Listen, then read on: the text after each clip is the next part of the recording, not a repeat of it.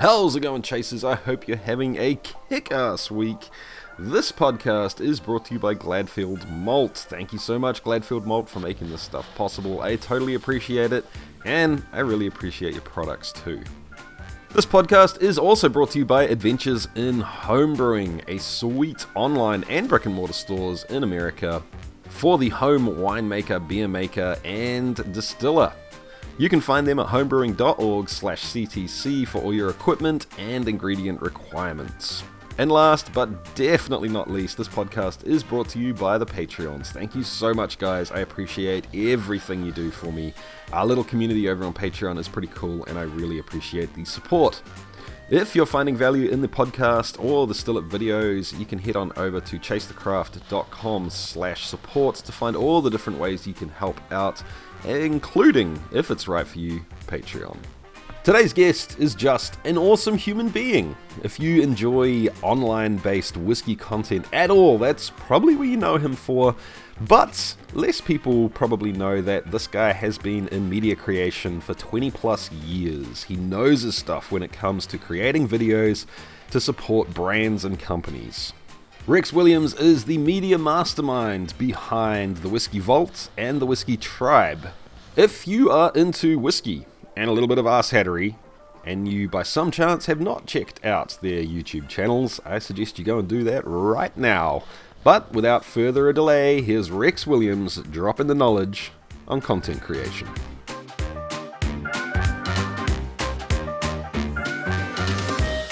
Rex, we're live. How on earth are you, man? I'm super good, Jesse Wilson. How you doing, you filthy animal? I am absolutely amazing. As we said, it is 5 a.m. here. I am slightly not awake. I did just finish my tea though, so I think I'm almost in the zone. We're getting real close. So you're doing the morning coma. I'm doing just the post-lunch coma. So between the two of us, we'll muster up enough energy for maybe one good human being on a podcast. I think so, yeah. If you had barbecue or Mexican, I'm going to hurt you right now. No, I had Chick-fil-A. The drive-through Chick-fil-A, yeah. It's fast. Got things to do, man. Yeah, fair enough. All right, man. So the plan is that we're here to talk about media creation for the purpose of marketing for a distillery. Sure. And I can't imagine anyone who is possibly listening to this podcast that isn't sure who you are and what you do for the Whiskey Tribe. Well, let's be real here in terms of barrel. Talking about a niche within a niche within a niche. I mean, there's probably 11 or 12 people that this is relevant to, but yeah, totally. Yeah. The good news is if we're talking about, content creation, media creation in terms of marketing a distillery, it's not that far off from using content to market just businesses in general. There's so many different parallels that aren't only limited to the distillery scene, but we'll focus on that, just to keep it super relevant for people watching. But a lot of the stuff we'll talk about, it's applicable to pretty much, not going to say every business, but most businesses where you have a component of potential customers, of potential viewers.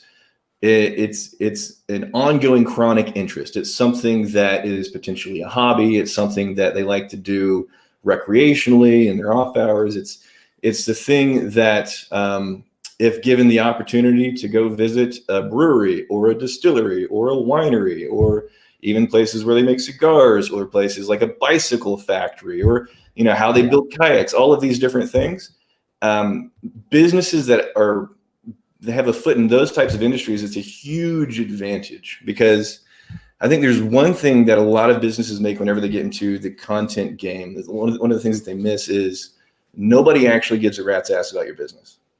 Yeah. They don't. Yeah, there's this idea that what we're making, it's kind of the build it and they will come idea, the not being able to remove yourself from, I'm excited about this because I'm about to make money out of it, so everyone else must love it too. Right. If you make conditioner, I mean, sure, there's people that are into beauty and fashion and that sort of stuff, but it's not like you can make content about, look at my amazing conditioner.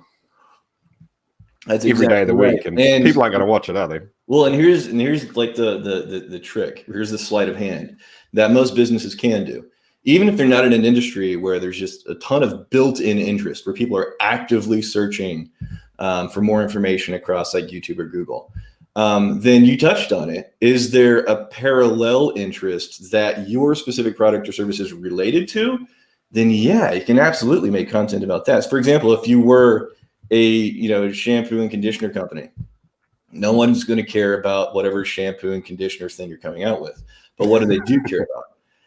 Freaking all of these channels that are talking about like fashion and style and makeup, and there's literally hundreds and hundreds and hundreds of millions of dollars moving around just through people who specialize in that, who have an interest in that, who can gather an audience and hold an audience's attention around that stuff.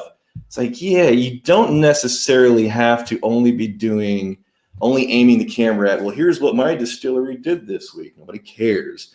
And if you're not an iconic brand in a space, if nobody knows who you are, just because you're just such an ever-present entity, then you don't need to be focusing on your own stuff. You got to basically figure out what is the pre-existing interest, where's the train tracks that I can step in front of.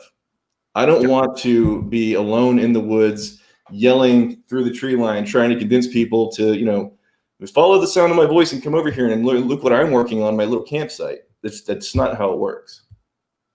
Yeah, actually, that's a good point. Maybe we should back up a little bit. I think we've both jumped into this with the assumption that people are on board with this being a beneficial thing and kind of the advantages of it. Sure. And I don't necessarily think that's the case. I think people will understand that it's a good thing and that it's, if you do it well, the thing you do. But yeah. If you do it well, it can absolutely be a good thing. I mean, any business in any industry who's thinking about getting into creating content, creating media, and getting on YouTube and Instagram and all this stuff, there's one very practical thing that they need to wrap their head around and get comfortable with, and that is the self-discipline that goes into getting on a schedule and creating content no matter what. Because if you have any hope at all of building any kind of audience and any kind of momentum, if you're fortunate enough to grab some eyes and ears, then that is one opportunity for them to go, oh, this is kind of cool. Maybe I check back in. And oh, these are releasing weekly, or these are releasing daily, whatever it is. And then mental click, they know, all right, next time I have a thought in this direction, this is where I can go to get more information. Not most businesses, but also just most people in general, even if they're doing a channel for fun, even if they're making content for fun, they see it as an exercise in my creative expression. And I want to reveal, creatively, artistically, philosophically, kind of what I have to offer to the world. So that can happen, but you can't start from that place. You have to start from a place of, I need to be making a product, and there are people with expectations of me delivering this product at a reasonable time, of a reasonable quality, that's talking about things that are going to be relevant to them. And if you don't go into it with already, before you've made like piece of content number one, from that mindset of, this is a professional endeavor, and I need to be disciplined enough to manage my schedule and make sure that people are getting acknowledged whenever they're generous enough with their time to watch something and comment on something. It's like, you have to do that if you have any hope of getting momentum. Practically speaking, that probably is like the biggest thing that's going to separate the men from the boys, quite frankly, or the women from the girls. It's 2020. Beyond just that practical self-discipline of just doing it, just shutting the hell up. I don't care about your excuses. Everybody's busy. Everybody's overly busy. But if you're serious about this, then stick to a schedule that you can publicly put out there and people can rely on. The philosophical one, the one that's a little bit trickier, the one that I think most businesses struggle with, assuming they're willing to be disciplined enough to have that consistency, that ongoing stream of fresh content, it's the personality, man. It really is. And figuring out what is the culture, the sensibility of the style of the content, that voice of the content, figuring out what that is. Nobody's going to have a perfect, accurate read on that right out of the gate. It's not something you can theory craft in a Google Doc and then start making videos. You do have to put yourself out there, but after about 20 or 30 videos, you very clearly start to see what's working, what's clicking. What are the things that people are responding to, but also what are the things that are just fun for me as a creator, because I don't want to like pretend to be something I'm not. But what is the caffeinated version of me that happens whenever the camera's going? It's still you, but it's you with some focus and with some energy, because you don't have a lot of time before you lose people's attention span. Most businesses struggle with that, especially if they've come from this background of paying to interrupt people with traditional advertising. They've never had to earn somebody's attention. They just said, hey, here's an ad buy. Put my 15-second, 30-second, whatever blurb out in front of all of these people across these various channels. That is basically you paying to interrupt people, and hopefully they don't have ad blockers on, and hopefully they don't have the TV on mute, and hopefully they don't have Spotify. They're actually listening to traditional radio. That's a lot of hopefullys. The long game, and quite frankly, I think the healthier game in the long term is to figure out, how can I create content that earns that attention? I don't want to interrupt anybody. I don't want to interrupt the thing that people actually want to see. I want to be the thing that people actually want to see. So right out of the gate, it's coming from this place of, how do I step onto the train tracks of a pre-existing interest? How do I, this is where all of the attention is. I want to stand right in the middle of this. And then how can I do that on a consistent basis? And how can I do that in such a way that's going to be sustainable, right? Like, emotionally sustainable. Like, there's the practical sustainability, and then there's like the fact that, oh my God, I'm hundreds and hundreds of episodes into this thing. The novelty of likes and subscribes and positive comments, that wears off. So you have to have a crystal clear idea of the reason why you're even making content in the first place.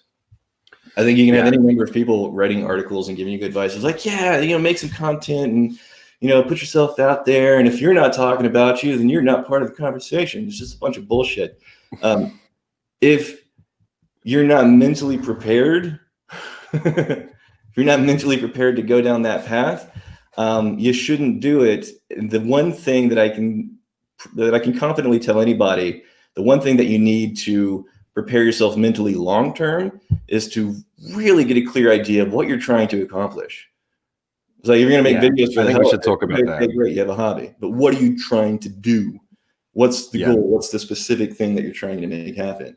And so the entire effort becomes this ongoing exercise, this balancing act between professional goals, but personal, realistic expectations. It's like, well, I know this would be something that would be nice for the business, but I know this is how much energy and bandwidth I have to even emotionally create something and put it out there. And these are like the expectations that I think would be reasonable whenever we're growing our channel. Is it 100, subscribers in the next quarter? Is it 1,000 in the next quarter?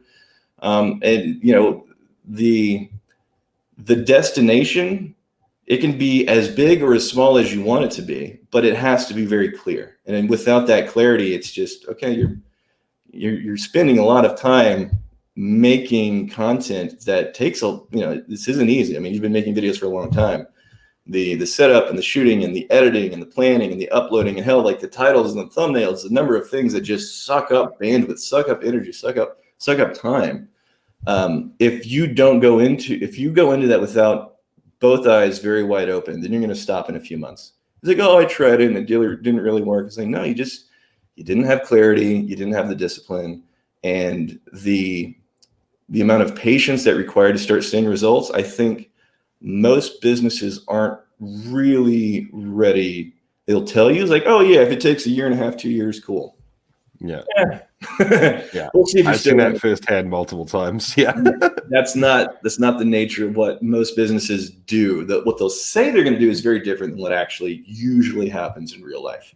But the ones that stick to it, and the ones that have a very, very clear eye on what are the professional goals, and then, what is the most self-aware I can be with this very, very flawed creature that I'm putting in front of a camera. Yeah. The things that I know I need to have the energy and the focus from just the day-to-day busyness of life. What are those things, so that I know every day we're chipping away, making one more foothold towards that ultimate end game, that goal that we want to have as a content creator and also as a business. 100%. There's a weird vulnerableness that comes along with it, especially for people that I think have been in business. And this happens one of two ways, right? It's either a small business and you own it and it's something that you think you should do. And then there's the flip side of it where you're part of a business and you sort of step into that role, or, you're doing it for someone else. And I think each of those two situations offer very, different problems for the person we're talking to. But I've seen over and over again this issue where, going back to the personality that you talked about, people don't know how to bring the walls down enough to be a fucking human, to not be like a walking, talking suit and tie. Right. And no one wants to see that, right? But to have enough structure to still represent the brand professionally. Exactly. I think a large chunk of that structure, it is as simple as a content calendar, right? If you have clarity on your goals of what you're trying to make happen within the next year, the next 15 months, the next 2 years, this is what we would like to see in the growth of the channel, but also in our business objectives, how that translates into business success. If you have that in place, then that's most of the ball game. Everything else is like, there's some nipping around the edges, but I think a lot of times people like to overthink it. And it really is as simple as just, hey, have fun with it. Like, relax and get on camera and be I always say the caffeinated version of yourself. Because if you tell people, just relax and have fun, and people that identify with you and that authenticity, they'll come and hang out. It's like, me in my default level, I will sit in a dimly lit room in the corner in front of a screen for 15 hours at a time and not say another word to another human being. But whenever I do hang around people that I like, I can either bring that same energy, and sometimes I do. Sometimes Daniel and I will just, sit in the same room for hours on end and we won't say a single word. But the job part of it comes into when the cameras are on. It's like, okay, let's actually say words with our face and have fun. And we're intentional about making sure that we're having conversations. We're in it. We're focused. We oftentimes talk over each other because he's focused on his thing and I'm focused on my thing. But yeah, it is a very intentional type of process. And I think one of the things that businesses need to learn in those first several videos is, what does that switch look like for them? What does that moment look like for you? Because whatever you were dealing with earlier in the day, that needs to be a different part of the day. You need to check that at the door, because now we're doing something different. We're talking about a very, very specific topic, because it's in, there's the topics, there's the thumbnail and the title. There's a very, very specific thing that people are expecting whenever they watch this piece of content. And we need to deliver that very, very specific thing. So that focus, that intentionality, that energy, that goes into it. And the balancing act there is making sure that it doesn't ever get into a place of artificiality. Because then you'll have people get into sales mode and they'll be like way too artificially energetic and just, hey, everybody, so glad to see you. This is going to be great. I'm so excited about blah.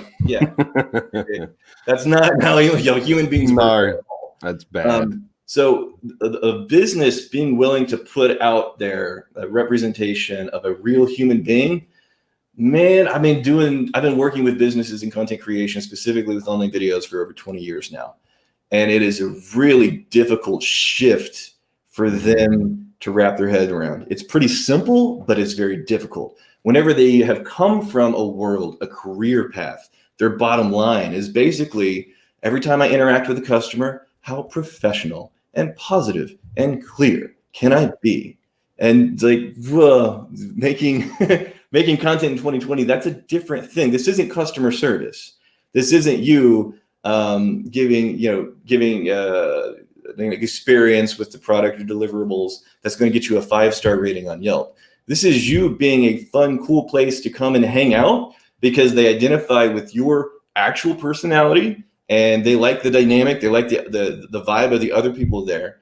And whenever a business comes from a place of spending money to interrupt people and the content they really want to see, and the buttoned up shirt and the consummate professional, and no matter what happens, I'm just going to be a smile on the face and I'm not going to flinch. Yeah. It's just going to, by golly, going to be a grand old time for you. That doesn't translate to content. And for decision makers, especially at this point, they need to get comfortable with the fact that human beings sometimes are messy. Sometimes they're flawed. Yeah. They're not perfectly, what's the word here? They're not perfectly articulate in the things that they're trying to say. But as long as whatever they're saying and doing comes from a good place, then yeah, it's not an issue 99.99% of the time. And the people that do have an issue with it, they're not a good fit for the channel and the community anyways. 100%, man. I think maybe let's cover this idea of the difference between traditional media and traditional marketing versus the opportunities here. And I've also realized too that we're very much focused on everything we've said right now has been fairly pointed towards YouTube, I guess. Yeah. Or the same person on camera talking on YouTube or whatever. Facebook or Instagram or whatever it happens to be. Mm-hmm. But I think all of these principles apply to anything where you're putting personality, interest, and content into a product that you're putting out there, right? It could be photos that you're doing. Everything we're talking about says the same thing to the business. So I just figured we'd flag that there if people are getting a bit caught up on it. Right. But yeah, let's talk a little bit about your opinion on the actual advantages, the opportunity right now in 2020 to be able to market your business without the traditional channels, without the interruption. Yeah, well, it's interesting. I was thinking about this yesterday. It's a similar position that entertainers and comedians are in now with the podcast world, because traditionally, if you're like in LA and you're trying to get your big break, and you're going on these what's it called? It's not rehearsals. Whenever you're doing a script read and you're trying to get hired for an acting gig, I'm so far removed from this scene I even forget what it's called. You're going on. It's not. Say words, Jesse. Help me out here. What is it? I don't know either, dude. You got me. Basically, 5 o'clock in the morning here, dude. Yeah. It's basically as an actor, as a comedian, you're trying to land a gig in a TV show or a movie or a pilot or what have you. And the decision makers were very, very few and far between. And very often their decision making was arbitrary. So it was really hard to find success based on your own merit.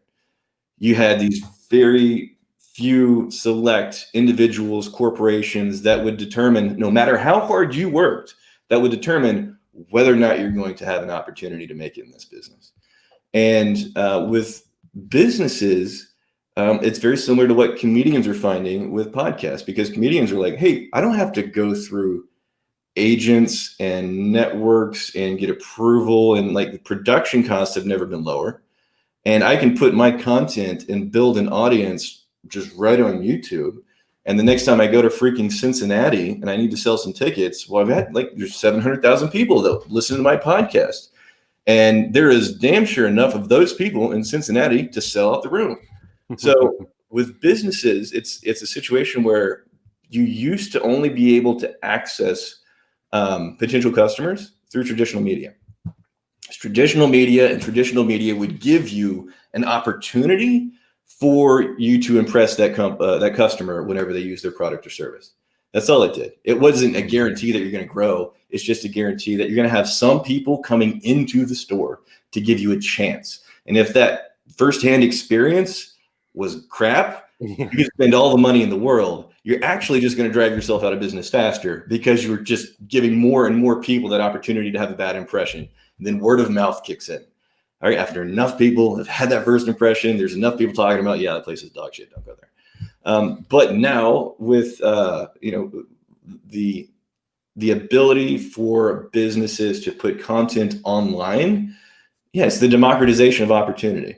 You don't have to pay networks, cable TV stations. You don't have to do any of that stuff.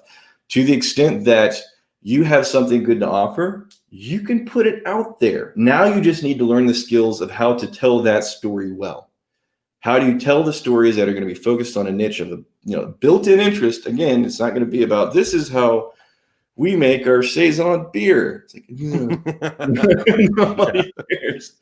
But I mean, very practically, the reason is obvious why the Whiskey Tribe channel, that's not a channel that's propping up the Crowded Barrel Whiskey Company. That's not a channel that's talking about our distillery. No. Yeah. Like, very rarely will we ever have an idea that's like, hey, this idea fits in perfectly with a small startup crowdsourced distillery here in Austin, Texas. Most of the ideas are talking about the industry as a whole, whiskey as a whole. We talk about other brands constantly, way more than we talk about our brands. The reason is very simple. There's just more interesting things to talk about over there right now. They got bigger budgets, they got more people, they have more experience. And whenever there's something that we can talk about that's relevant to us, yeah, we'll do it. But that's not the purpose of the content that we're putting out there. And I think for businesses, that's another interesting shift. It's a difficult shift that needs to happen in their head, is if they are going to be making content that's stepping on the train tracks of existing interest, you have to be comfortable talking about other players in the industry. And for the longest time, that was a cardinal sin. I couldn't possibly even say the name of that company that sells something very similar to what I sell, because that's giving them free promotion. I'm going to pretend like they don't exist. It's like that. If we're trying to build a community and have conversations and create an environment where we can talk about this existing interest in a way that is similar to everybody else. We consider ourselves enthusiasts too.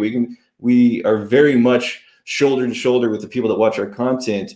And we see our responsibility not as to promote our business. That'll happen anyways. That'll happen organically. We see our responsibility is how do we aim this camera in areas that we think people are going to find the most interesting, that they get the most out of. And then from there, you're going to get the goodwill, which is a big deal, but you're going to get that community that you can't buy. I think you see a lot of people in the Facebook and the Instagram, and they'll try to buy their way towards communities, especially in the world of like product launches.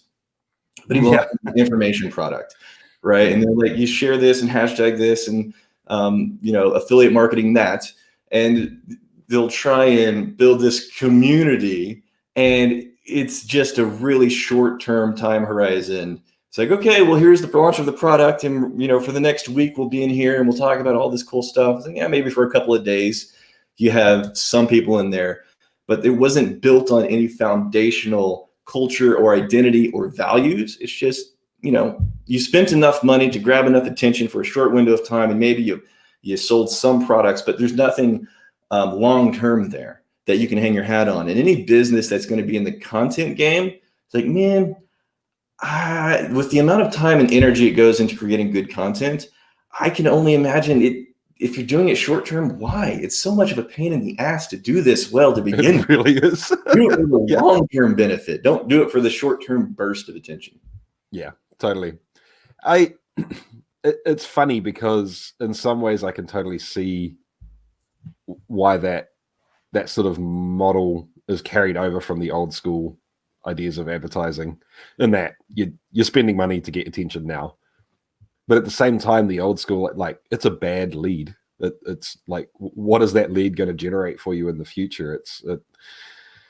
If you're essentially bribing people to come to where you are, it's not like they come with goodwill. It's not like they come with intent. It's not like, half of those people probably don't even know who you are or what you do. They just saw something free on Facebook, they clicked on it, and exactly. Now here they are. So yeah, it's a tricky one, man.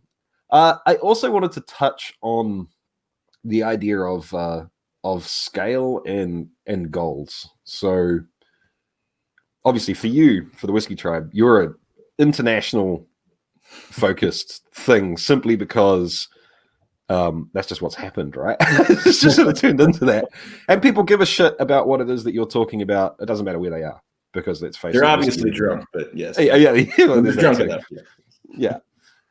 But I do think, because of the idea that you mentioned earlier, the democratization of, I guess it's really attention, isn't it? The democratization of attention. Yeah. You have the ability to aim small, miss small, if you want to. Mm-hmm. So your entire content focus could be all of the cool stuff that's happening in Austin for you. Yeah. And it's not like you're going to get millions of subscribers. It's not like you're going to get millions of people following you.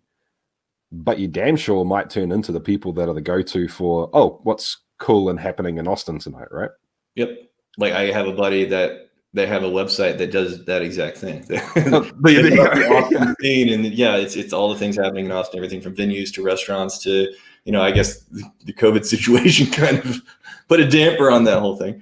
You don't have nothing. You don't have to be aiming at giant exposure. You're going to be building a community across countries, especially if your business is such that you can only provide a product or service locally. That's kind of where I was driving at with this. Yeah. And let's face it, government and TTB and all of those sort of things tend to have a bad view of people selling alcohol. Yes, they have very strong or international. Yeah. I will say this though, as much as aiming locally can be great, and I think if a lot of the content is focused on like a local scene, one is the local scene have enough cool, interesting things going on. Yeah, we're kind of spoiled in Austin because there's a lot of stuff here.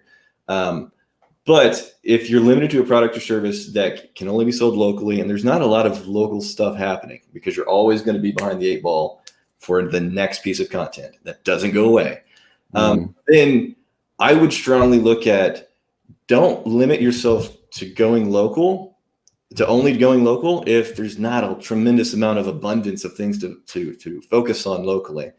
If you can tap into a pre-existing interest, if you can step onto train tracks and it has the potential, the opportunity to have international appeal, it's like, well, it's the internet. It is not harder to make that content. No, yeah, it's not. You're just, you're increasing the scale, the scope, the possible attention that you're going to be gathering. And if you can make it work local, great. But it's not like there's going to be, well, I'm going to be focusing small and local, and it doesn't get that much easier in terms of the production crap you have to go through. It's just as many lights, and in a lot of ways, if you're limiting yourself to the local scene, then there's a finite pool of talent that you have to draw from in terms of like collaborations and guest interviews and all that stuff. So yes, focusing local can work really, really well if there's a lot happening in the local scene. But if you have the potential to offer something internationally, if there's an element that can be shipped, like this thing about this, let's say that I'm trying to think of something that we couldn't put in the mail. Oh, what if we built custom motorcycles, right? And we built a YouTube channel. They're talking about custom motorcycles and here's the builds and all that stuff. And we built an international following. It's like, well, I'm, not going to be able to get you a custom motorcycle, but some pretty badass like helmet designs and t-shirts and badges and all of this stuff, because they're just a fan of what we're doing, what we're building. It's like, oh, those are amazing designs, and I really like the enthusiasm, and they talk about really interesting stuff, and I would love to have a motorcycle like that someday. Probably never going to be able to get my hands on a motorcycle, but I can absolutely participate in that community with them by representing some merch. And maybe there are things that they can put in the mail. Were they leathers? I'm not a bike guy. Yeah. So once you start getting serious about creating a larger online footprint for yourself with your content, I think it's a mistake if businesses continue to only look at the scale, the scope of what they're doing within the context of what they've done before. Say, hey guys, if this works, we're only servicing the small little local area. But if this works well, we don't have to only limit ourselves to that.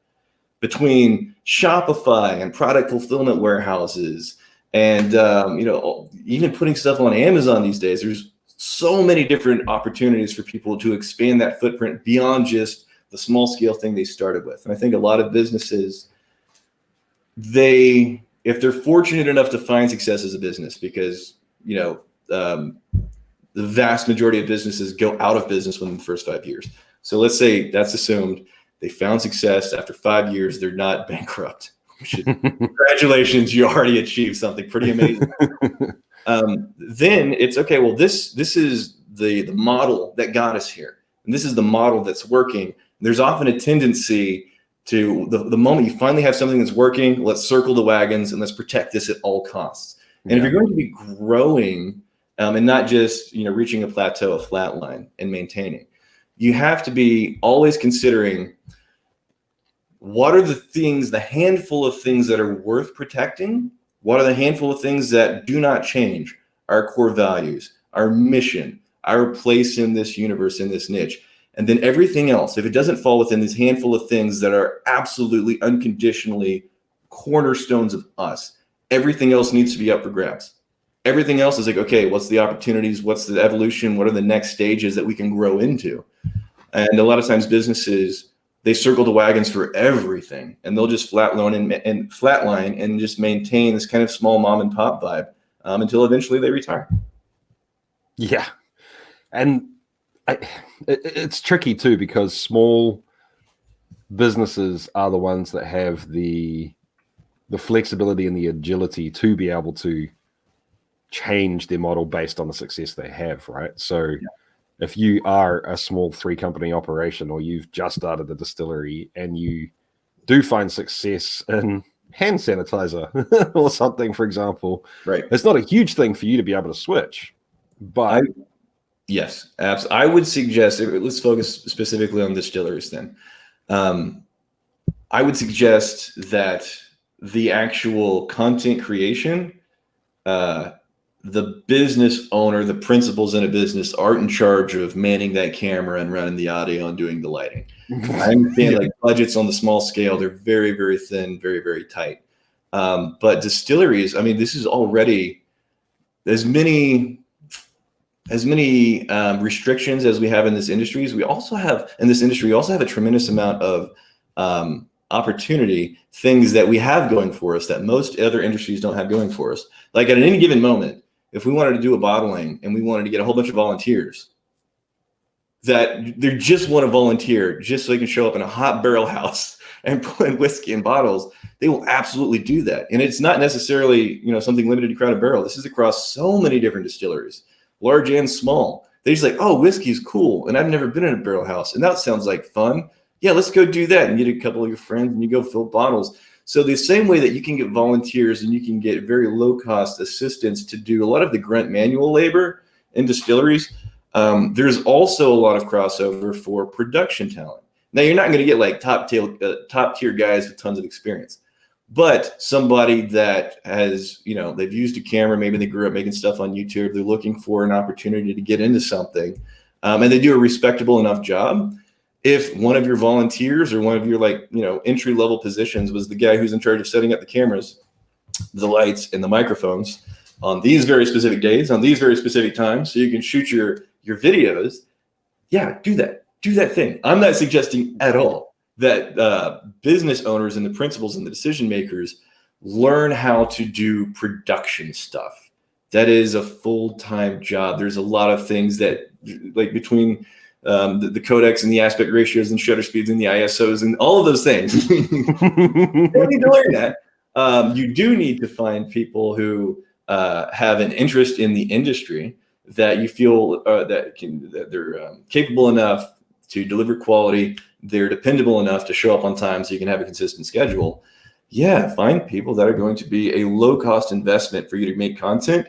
And I would honestly, if there is an opportunity and there's no revenue coming in, right? One of the things that is the cardinal sin to say to anybody, any content creator, is, well, this would be good exposure for you. Yeah. Good exposure. I'll tell my landlord, I'm going to pay him an exposure bucks Yeah. That's crap. So they need to be compensated. But I think already video production, it's such a saturated talent pool. There's so many capable people that are wanting to do that for a living that you can get them at very, very good rates, very, very capable talent in terms of production quality, production values there. And to the extent that you have those milestones, those goals set out for you in your content, you can tie those goals to different ways to compensate the production talent. Like, hey guys, if we can get 10,000 subscribers in the next 12 months, then this is the raise I want to give you. If we can get 1,000 subscribers in the next quarter, this is the camera I want to buy for you to use. If we can do this, so you can tie their compensation to the performance of the channel to get them even more invested into the success of that content. But yeah, I think distilleries are uniquely positioned to have a tremendous amount of help from people that just want to be around it. They just want to experience it. Yeah, it's just cool. Like you said, they want to hang out. They want to be there. And let's face it, it's a cool thing to be able to say to your friends on the weekend, you know, that you're working at the local distillery or whatever it happens to be. I'm about to say something, and I'm cautious of saying it for one big reason. But yes, the idea that, like you said, there is a large saturation of people out there with these skills now, and that's not going away. It's just getting more and more so. Yeah. There is the ability for you to pick up a warehouse apprentice. Oh, by the way, this guy really knows how to operate a camera and edit video. Yep. The reason I'm cautious of that is time and time again, I see the priorities get stepped on. Going back to what you said at the very, very, very beginning, right? You need to set a schedule and you need to stick to the schedule. Yep. Oh, but we're behind on our bottling. That video, that's not in, just this once. Just don't get that video out. Stop the editing. We need you over here to clean this mess up, or put this shit in a bottle, or bottles on a truck, or whatever it happens to be. Right. So I'm cautious. I'm really cautious to say, you can overlap between labor or skills. That's an excellent point. It is absolutely reality. I mean, I will absolutely admit that if my primary job hadn't been a content creator, producer, and editor for 20 years, if I was just all of a sudden thrown into this distillery thing, it absolutely would have been spotty releases of episodes. And maybe we'll like try and shoehorn in a shoot, and it'll be like way too compacted a timeline to shoot anything. And even like with this being my role in the entire venture, the pressure to conform to the production of whiskey and to put on the back burner the production of content, that is so real. It is so intense. And I've been doing this for 20 freaking years. Yeah. And you understand it inside out. And And the more I see it, the more I experience it, the more I'm involved in it. And I get it, man. Like, I totally get it.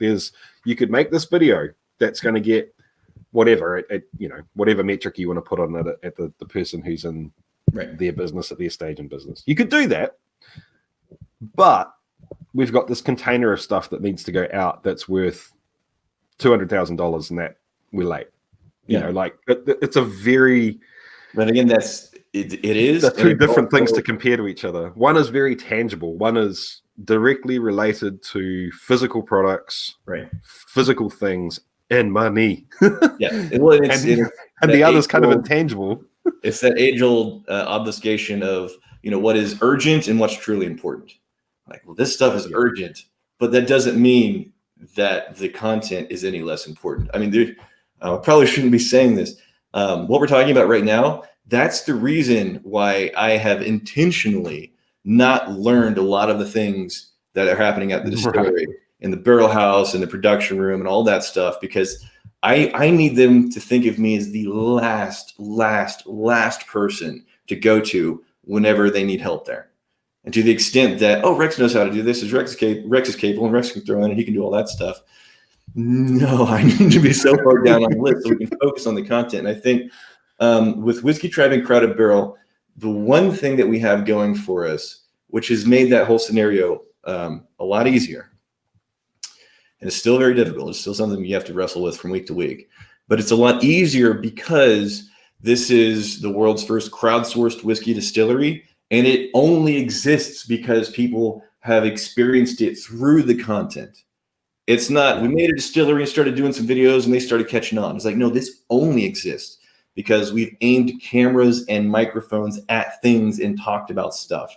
Like, if this is a camera, the business goes through this little hole, right? Everything that you're putting in the bottle, that's not really the nature of the business right now, at least right now. Maybe someday Crowded Barrel will blow up and be huge, and we got the production pipelines and the barrel storage and all that figured out. But for right now, this is a video content business. That's the only way that 99% of the people can consume anything we have to offer. Like, the whiskey is just incredibly small batches in Austin, Texas.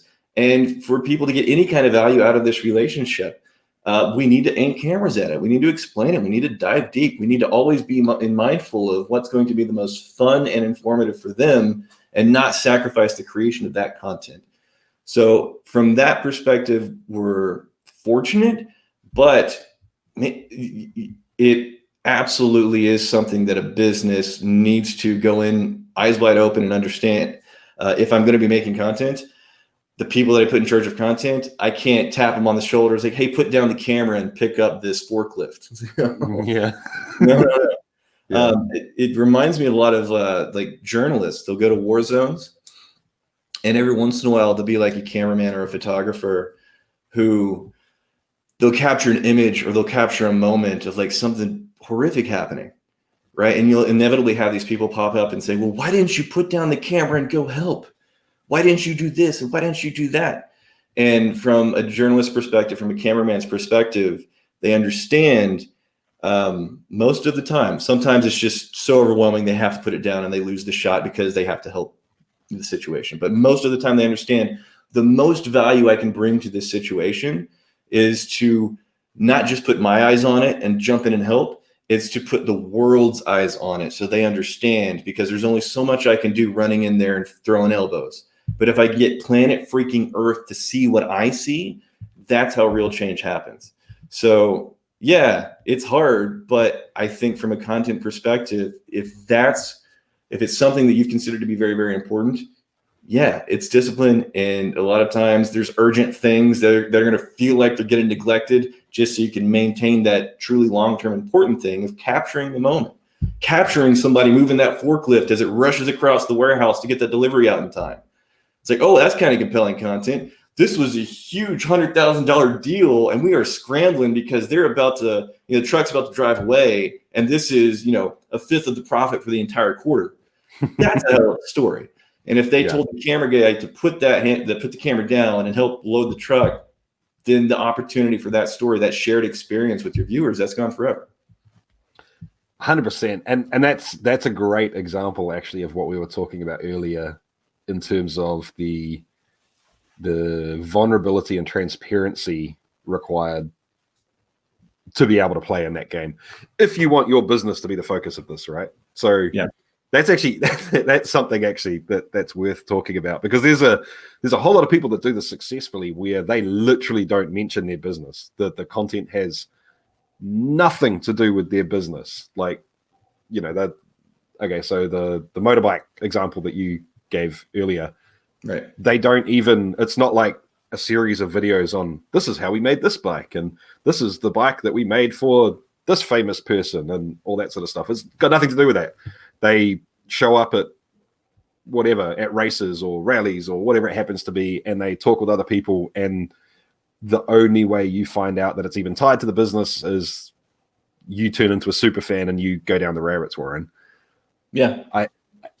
I think it all comes back to this idea of, oh man, how do you put it? It's almost like the content has to have legs without the business. No, it does. And again, that's obvious from a creator's point of view, but from a business person's point of view, right?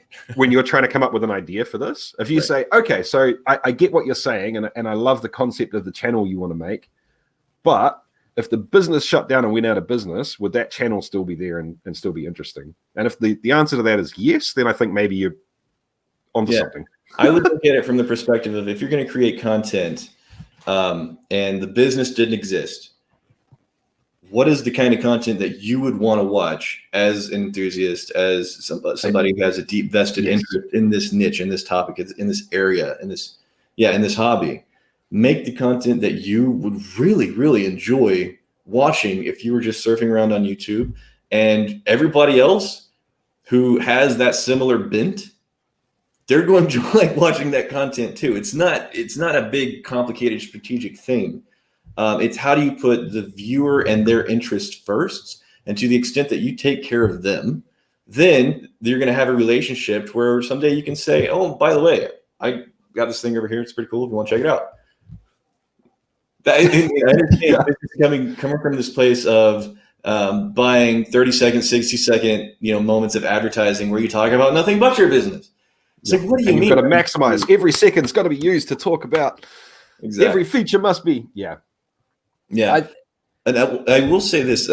This is somewhat related when it comes to transparency and vulnerability. This is another thing that's difficult for, I think, a lot of businesses across industries, but distilleries too, is if they're going to start putting themselves out there. And it's actually them and their personality, and they're caffeinated and they're energetic and they're talking about things that they're genuinely excited about. Then whenever you're no longer hiding behind a logo or a mission statement or a script, any kind of negative feedback you get, it's like, oh, that becomes so much more real. Fair or not fair, doesn't matter. It's just this moment where, I put myself out there, and the overwhelmingly positive response you get, it's something, I have theories why the human brain works this way. But that stuff you become, you're thankful, you appreciate it, you love when people do that, but that does not take up near the amount of headspace as somebody that said something really ignorant and shitty and groundless. It's like, how could they say that? I'm not doing that at all. And I don't know what you're talking about. And we have all these examples of that not being, that's completely based on nothing. Yeah. But that's the thing that you're thinking about.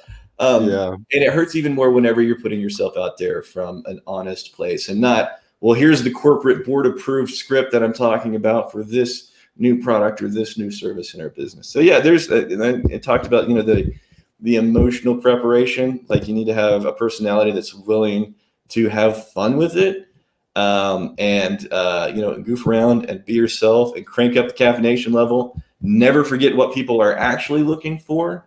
But at the same time, also understand that when you do get crapped on, which will inevitably happen, they don't really know you, so it's fine. And it's easy to say that, but it's actually hard to remember in the moment where it's like, gosh, I just can't believe they say that shitty thing. That's not true at all.